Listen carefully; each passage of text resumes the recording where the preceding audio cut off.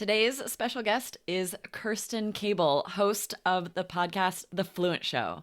She scored a 9 when she took the IELTS exam, and now she runs the language company Fluent Language. She shares 3 study tips that earned her that 9 and will boost your study habits by helping you plan, track, and review study habits and goals. Hello, everyone. Kirsten, welcome to the podcast. Am I saying that correctly, Kirsten? Yes, you are. Yes. Yeah, it's fine. Excellent. No one says it the local German way. No, what is the local German way? Kerstin. Oh, yeah, no. Yeah, I don't. I don't even say it that way, so it's fine. Can you introduce yourself to our listeners? I'm very excited to have you as a guest today. Let them know where you're from, where you live now, what you do. Yeah, it's really cool to be on your podcast. I love it. Okay, my name is Kerstin Cable, and I work with language learners of all varieties, all the flavors. I love adults who learn languages. I have my native language is German, so I'm a native German speaker. I have learned English as a foreign language, and I also speak French and Welsh relatively well, and I speak Chinese and Italian and Spanish really badly. And I just love learning languages and work every day on a blog and a podcast called The Fluent Show, where I help people learn languages. Yes, and it's an amazing podcast. I've been listening to it. I love it. So definitely you guys need to check that out wherever you find your podcasts.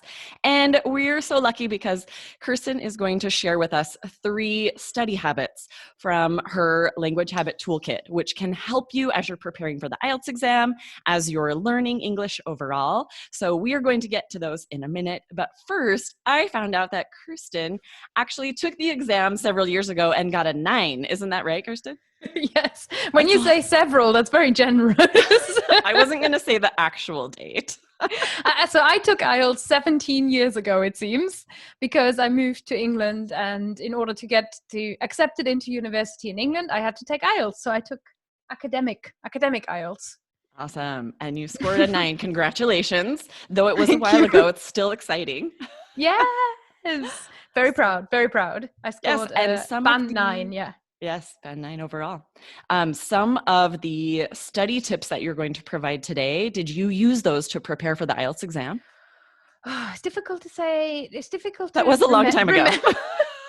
But yes, I would say so. I was in a lucky position of having a few native speakers as my teachers, but for the first 8 or 9 years of learning English, I didn't really have native speaker teachers, but I had passionate teachers, and I had inspiring teachers who shared so much more with me than just, vocab and grammar and all that kind of stuff. And we read really cool stuff in school. We had good stuff on the curriculum in Germany. We had One Flew Over the Cuckoo's Nest and Awesome. Pride and Prejudice and that kind of stuff. Exactly what you want to read if you're 15 in German. Right. But it gave you a love for literature, a love for the language. And then how did you transition so you passed IELTS, you moved to England. How did it come to be that you have, a language blog and podcast and company? Well, there's a lot of years between that, I guess. I moved to England, and something I always tell people, because when you look at the IELTS scale, you think if somebody has a 9, they must be perfect. They must be the perfect English speaker. Nothing can faze them because that's the top of the scale. But right. I got this result and marched into England thinking I'm perfect and didn't understand a word people said at first. Didn't understand a word people said because I moved to Preston, and people in Preston talk Lancashire, and Lancashire's weird accent, love, which I can't really do anymore. It's very difficult to understand. But I didn't understand the local accent. Mm-hmm. So something I learned really quickly was that this test doesn't really tell me anything so much about my real life abilities. It is an academic ability test. It's important. It's really useful. Later on, I worked in international admissions, so I've seen the other side. And I think it's a really useful tool because it prepares you about how to learn and how to write and how to put your thoughts together in a way that makes an important argument. And you need to have those skills if you go into university.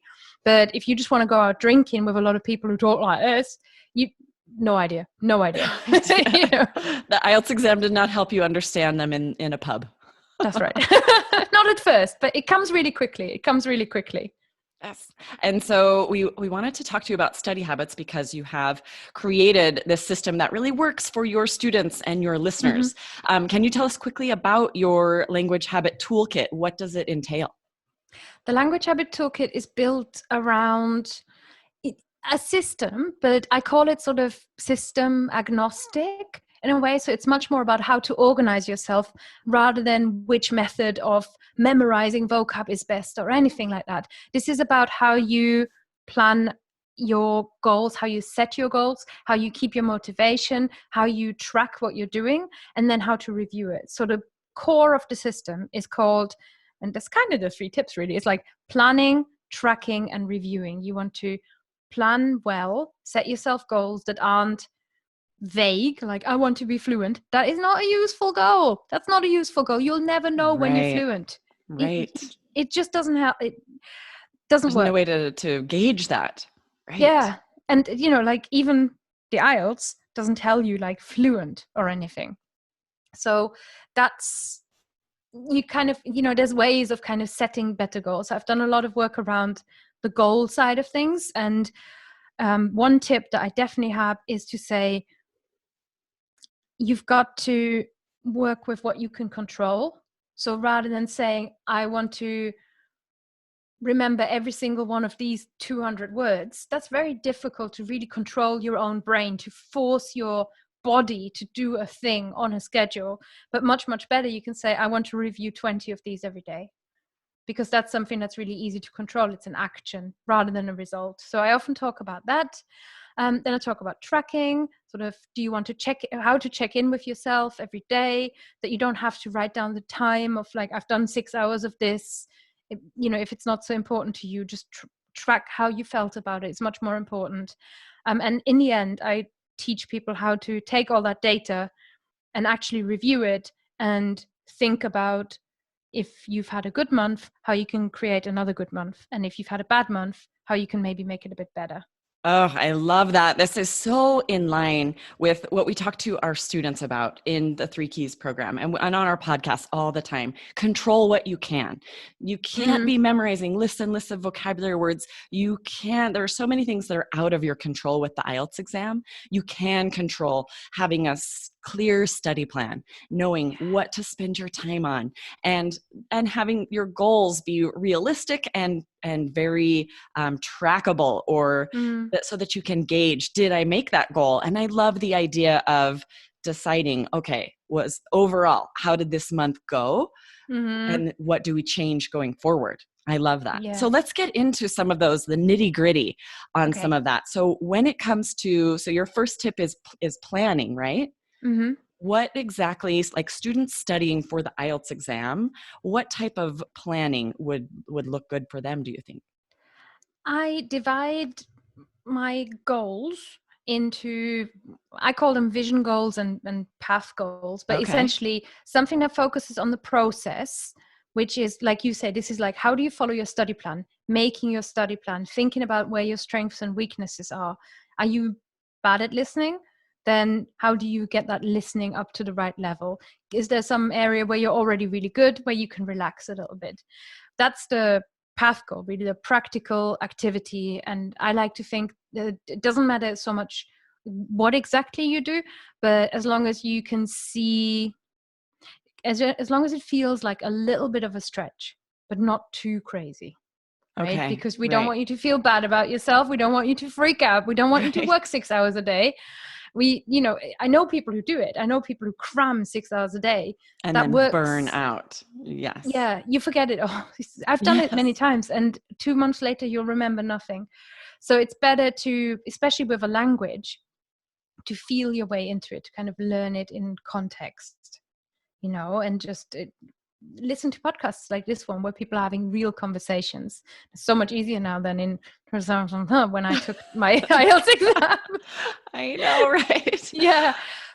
So that's that. And then the vision goal, that is your strong motivation. So it might be visualizing getting your IELTS certificate, and then you've got 8s on it, and you feel, and then really feel into it and think about how great you're going to feel. Maybe you're going to show your tutor, maybe you're going to show a parent, and you'll be like, look at this, and they'll say, You're awesome, and that's going to feel great. But for Yes, some and people, for a lot of our students, that is immigrating to an English-speaking country, or being able to do the master's degree in English they want, or oh my taking a God. job in English they want. They have a vision goal Yeah. that is very clear to them that they can visualize. Like Definitely. imagine your first day at university, how cool that is going to Yes. be.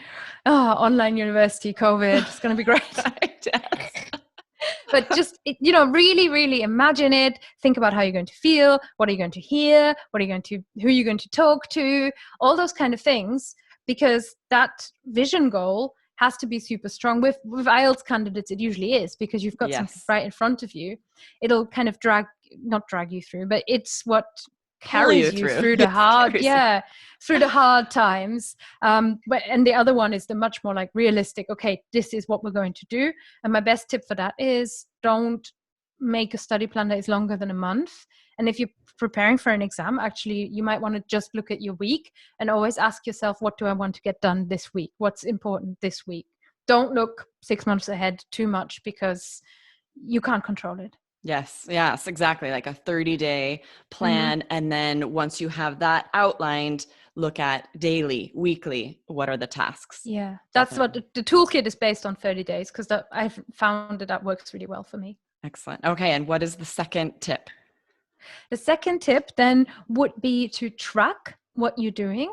And the main reason for that is, in my experience, working with many, many people who are learning French and Japanese and any language, it seems very common that a lot of people either think they do almost nothing when in reality they're doing 4 hours a day or something like that, or that people think they're doing a lot of, let's say, reading, but they're actually not. They're doing a lot of YouTube watching, and they think, okay, I'm doing the same thing, but it's not the same thing. So the more you actually write down what you're doing, the reason for that is not because someone's going to come and shout at you about it or anything, but that's what's going to give you the foundation, so you can look back after 2 weeks and say, maybe maybe my listening comprehension isn't so good because I've been reading so much. Maybe I can do something about that. And it gives you kind of a view, information, good data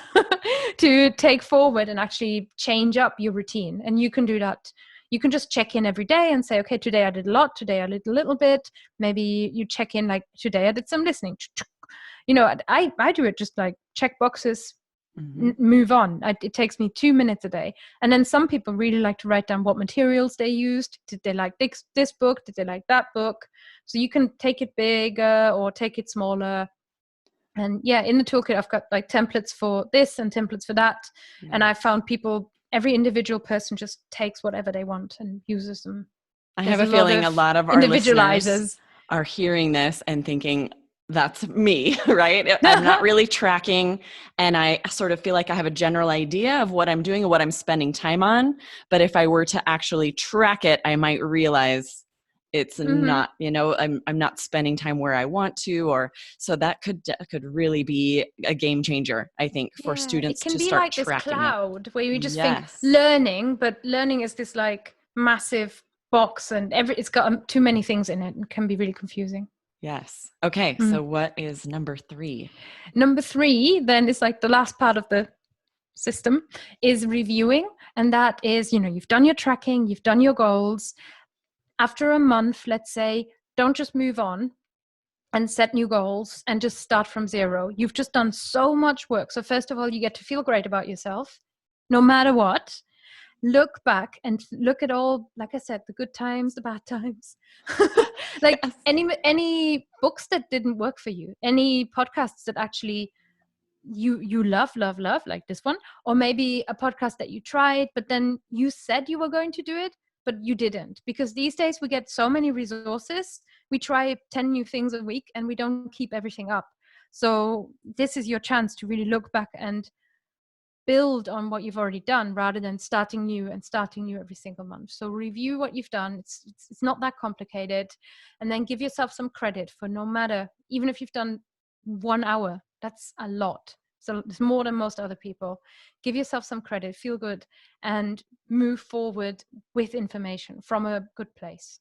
I love that. I love even if it was a rough week and you didn't get a lot done, feel good about it anyway. Yeah. Focus on the positive because we just get dragged down and frustrated and then we waste even more time. But if we can stay positive about whatever it was, however we did, then we're going to do better the next week and feel good about it moving forward. So that is awesome advice. I love it. I'm so excited for our listeners to have these tips and let them know, Kirsten, where can they find your podcast, your toolkit, and all of this information online? Yeah, so the podcast, I think you might really enjoy it. If you enjoyed this one, we are language learners too. So we are language coaches and trainers, but we're also language learners. And we've got a cool interview every month, and we've got lots of listener questions answered. But once a month, my friend Lindsay and I check in with each other, and we talk about all the things we haven't managed and all the things that aren't maybe as planned and all the things that are going well. So a lot of people will feel like they're in really good company with us. That is a podcast called The Fluent Show. We've got nearly 200 episodes, nearly.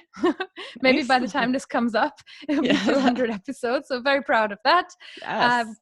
And yeah, it's out at fluent.show. That's the website. Or wherever you get your podcast, just put in Fluent Show. It's really easy.